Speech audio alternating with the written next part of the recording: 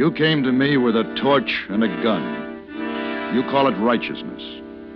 Call it by its right name. Murder.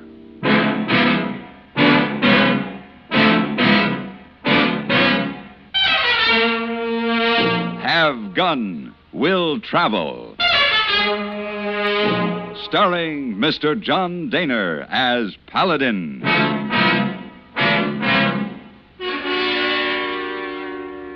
San Francisco, 1875. The Carlton Hotel, headquarters of the man called Paladin.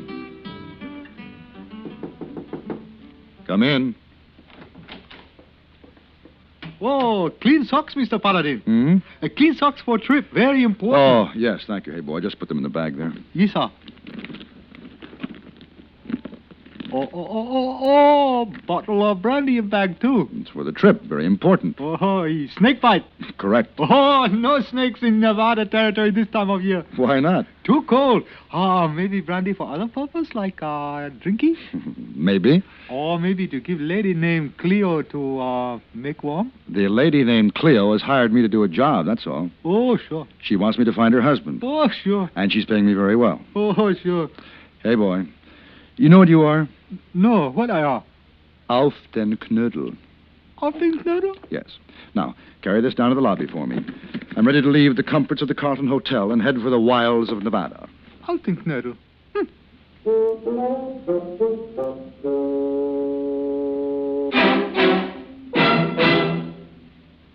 Do you see speed laws and other regulations as restrictive, or do you look upon them as protective? When a police officer writes a summons for traffic violations, do you see him as an enemy or a friend? Your life may depend on your attitudes. Statistics clearly indicate that where laws are obeyed, deaths go down. It's no secret that emotional immaturity is the major factor in our accident rate. How else but childish can you describe the notion that breaking a traffic regulation is a way of getting away with something? What could be more infantile than believing one can prove his superiority by ignoring a stoplight? Unfortunately, too many drivers on the road subscribe to that kind of emotional outlook.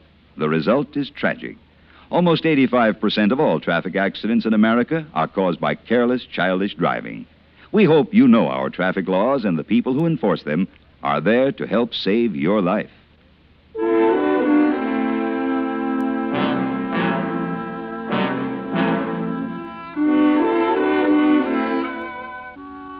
The lady named Cleo, whom I had traveled over 1,000 miles to help, turned out to be a fat shrew of 50, and her desperate need of me was to find a husband who had understandably tried to blot out his memory of her with drink. By the time I found him, he'd done pretty well. I figured they deserved each other, so I brought him back, memory and all. But I was left in the middle of the Nevada desert, miles from the railroad. I'd been riding for a full day when I heard a strange sound in the desert stillness, or at least a strange sound for that lonesome place. It was a baby's cry. And then I saw the wagon. It sat alone, without horses, forlorn in the sand, no sign of life, except the sound.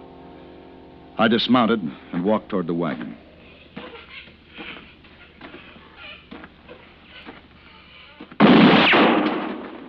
Get away from that wagon. Well, I thought it was deserted. Move away, mister, while you still can. Is this all right? Now get on your horse and ride on. Are you alone here? That don't matter. A woman can't last out here by herself. Where's your man? Clear out, mister. What's that you've been digging? It don't concern you. Is it a grave? Who's it for? The baby and me. Oh, look, I don't know what this is all about, but won't you let me help you? You can't help us none. I can try. You ain't a doctor, are you? No, I'm not.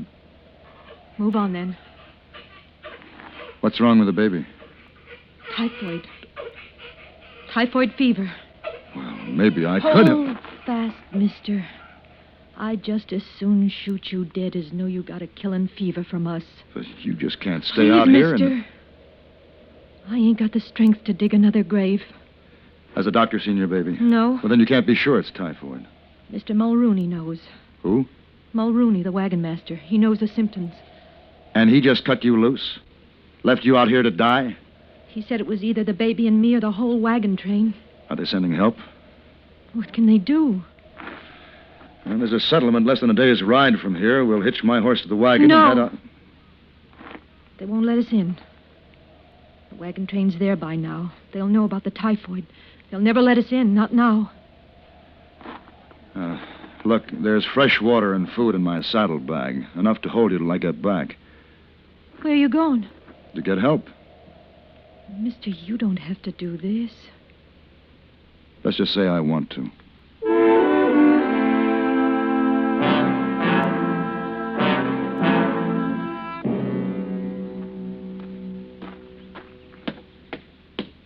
Pardon me, ma'am. Yes?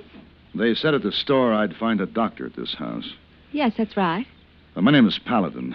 I'd like to speak to the doctor, if I may. You are, Mr. Paladin. You're the doctor? Dr. Phyllis Thackeray. Oh, well, how do you do? Didn't they tell you down at the store? Well, there were some looks. I guess people out here haven't got used to the idea of a woman doctor.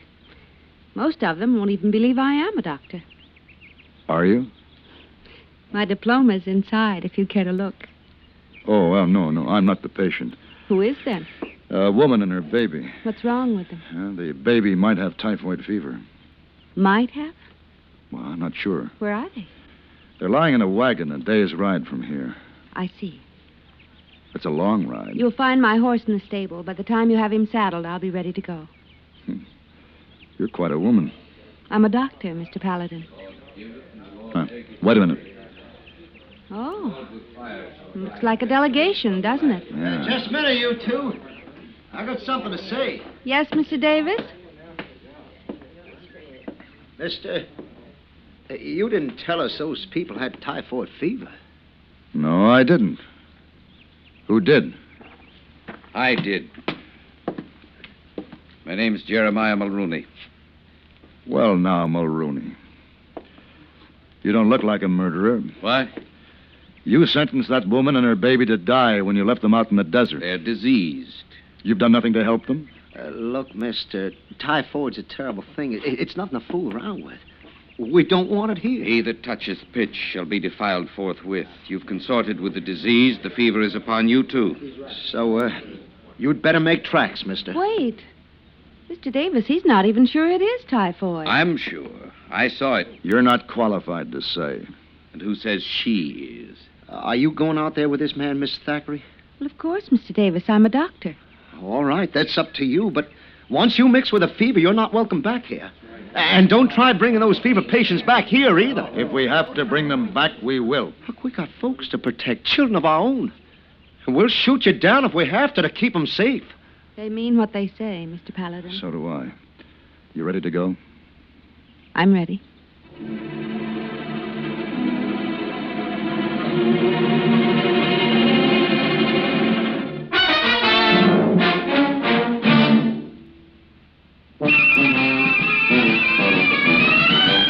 Of all leading filters, cigarettes, Kent filters best, Kent filters best. It makes good sense when you smoke Kent, Kent filters best. Of all of the brands of cigarettes, Kent tastes the best, Kent tastes the best. A richer taste than all the rest, Kent filters best.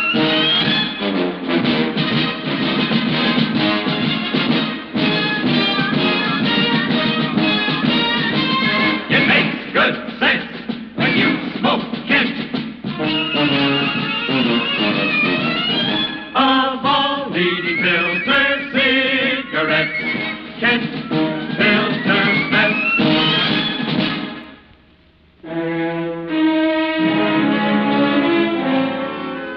I guess perhaps I wasn't used to the idea of a woman doctor myself, especially one as pretty as Phyllis Thackeray. She rode beside me through the desert all night, without rest, without complaint. Now it was just after sunrise. Maybe I should have brought something for saddle sores. You want to rest? I want to get to that baby. Yeah. Shouldn't be long now. Good. You know, you should be on a velvet settee, wearing a hoop skirt and fluttering your eyelash over a fan. I tried that. It was too easy. Is that why you studied medicine? This was hard? Maybe, something like that. Wasn't it tough enough practicing back east? I guess I'm as much missionary as physician. I was the second woman to graduate from my medical school. Others came after me. It was difficult for all of us, but gradually we're becoming accepted as something better than freaks. You're not accepted yet. You just got run out of town. Well, maybe I'm not the missionary I think I am. Or the doctor. Well, we'll see. Here's the wagon up ahead. I don't see anybody. Neither do I. Come on.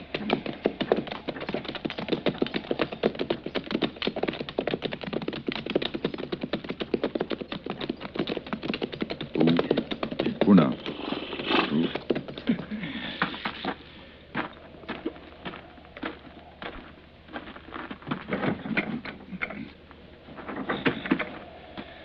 They're in there, all right. Both sleeping. I hope that's what it is. Is there anything I can do? Just help me up there. And cross your fingers.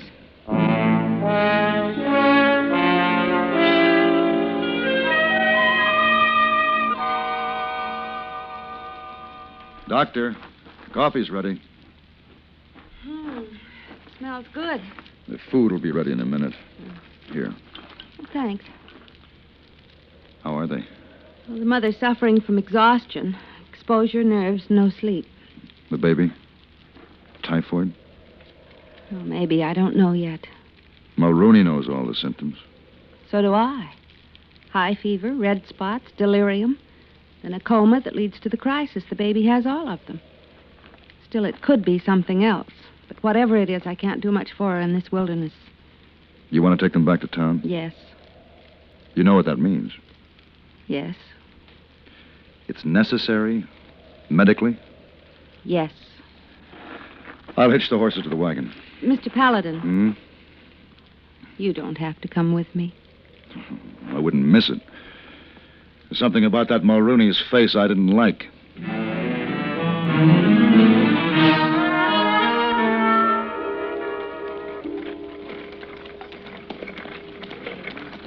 All right. Stop that wagon right there. Don't come no farther. Hooda! They have guns, Mr. Paladin. I'm going to try to talk some sense into their heads. Here, hold the reins. Stand right there. No closer. Dr. Thackeray has examined the woman and child. The woman has no signs of typhoid. Her child is diseased. The doctor isn't sure the baby has typhoid. I'm sure. That baby needs treatment. Now, Mr. Davis, you're a sensible man. Are you going to let Mulrooney sentence a woman and child to death? We'll bring what you need out here. But you ain't bringing them into town. They'll be completely isolated in the doctor's office. Paladin, they're sick, and we can't take the chance. We've got to protect ourselves. They're not as sick as you people. Now, you may be able to keep them out of this settlement, but you'll carry your own sickness with you wherever you go. You'll die again every time you see a baby smile. We've got our own kids to think about. How do your children cry when they're sick? Any different from that baby?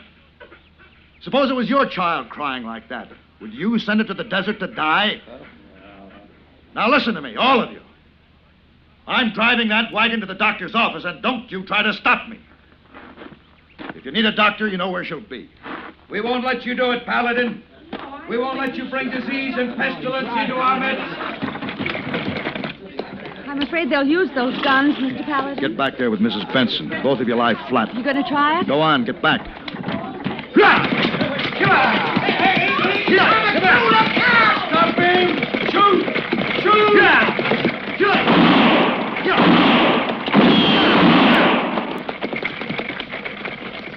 Mr. Paladin, are you all right? Fine, we're through. I'll have you in your office in another minute.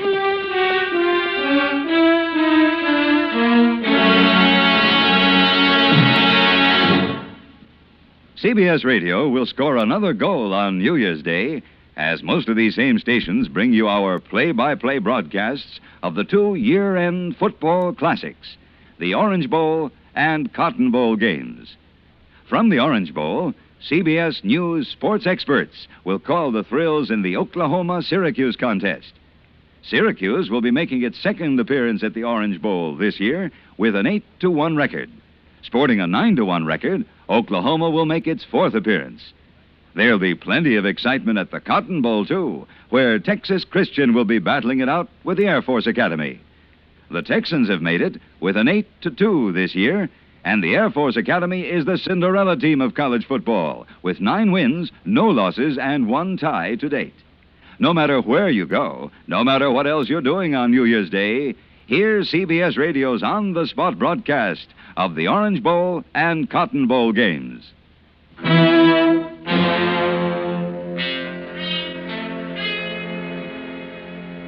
All through that night, I sat on her porch and kept watch, seeing their torches, hearing the voice of Mulrooney haranguing the townspeople, working them up. But they didn't come. And inside, the doctor worked with her patients. It was after dawn when she came out to me. Still quiet? Oh, well, Mulrooney is still working on them like a witch doctor. There's breakfast inside. You'd better eat something. I'll stand guard for a while. Thanks. How's Mrs. Benson? She'll be all right after she gets some rest. And the baby? The fever broke last night. Oh, what does that mean? It isn't typhoid. Not typhoid? You sure? Yes. Well, how can you be certain? You've only been with her overnight. You still doubt me, don't you, Mr. Paladin? The symptoms are there. Symptoms can be ambiguous. Now get your breakfast. You need it. All right.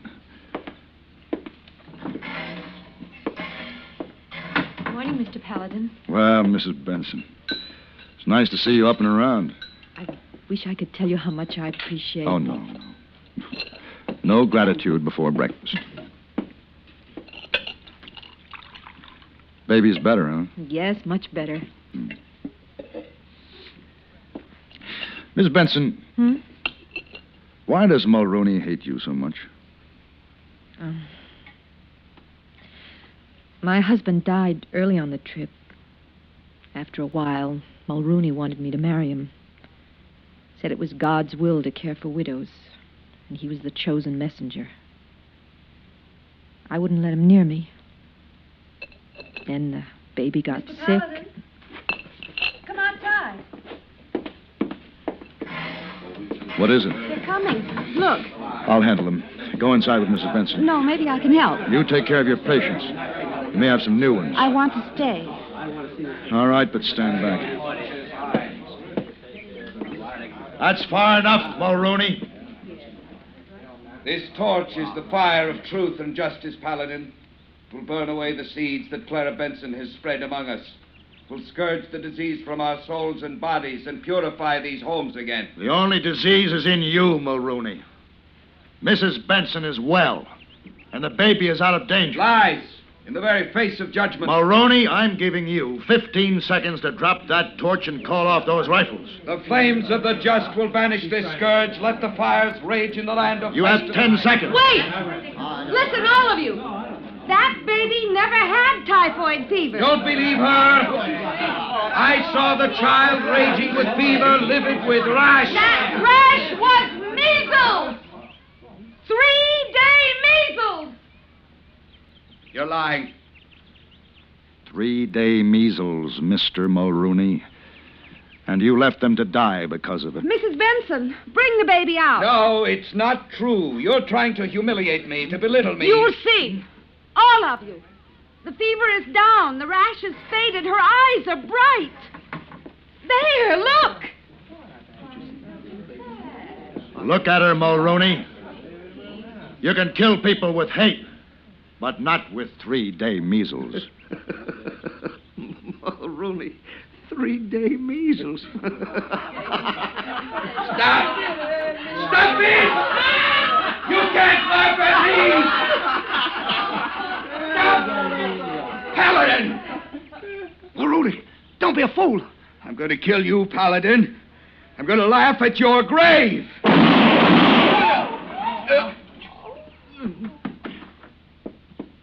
Let me see. There's no need. I think he's dead. You shoot very straight. Mr. Paladin. What do you want? Mr. Paladin. Well, I guess we was wrong to listen to him. He seemed to have so much book learning. But he was just setting us against each other. I'm glad we woke up in time. Next time, you better wake up a little sooner. Dr. Thackeray, this town hasn't been too good for you. Maybe you'd like to come along with me. They can always use a good doctor in San Francisco. Oh, please, ma'am. I guess we ain't been very friendly, but we'll make it up to you if you'll forgive us and stay. Well, Dr. Thackeray? Thanks, Mr. Paladin, for your offer. But there are too many of those velvet settees in San Francisco. I'll stay here where I'm needed.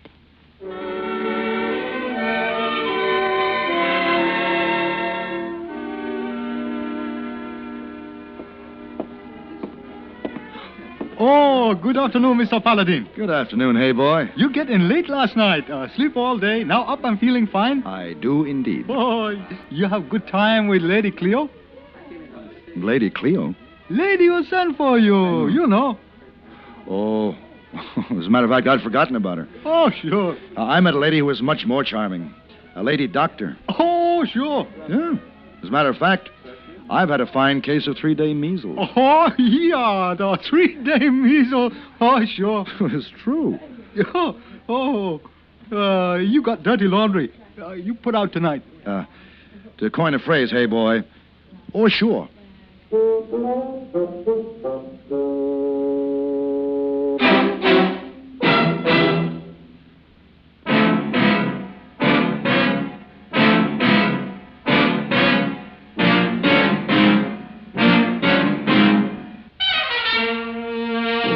Have Gun, Will Travel. Created by Herb Meadow and Sam Rolfe, is produced and directed by Norman MacDonald, and stars John Daner as Paladin, with Ben Wright as Hayboy. Tonight's story was written by Don Brinkley and adapted for radio by John Dunkel.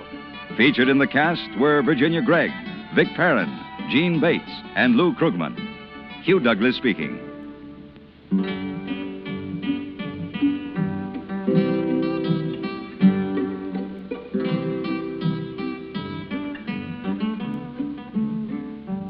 Join us again next week for Have Gun, Will Travel.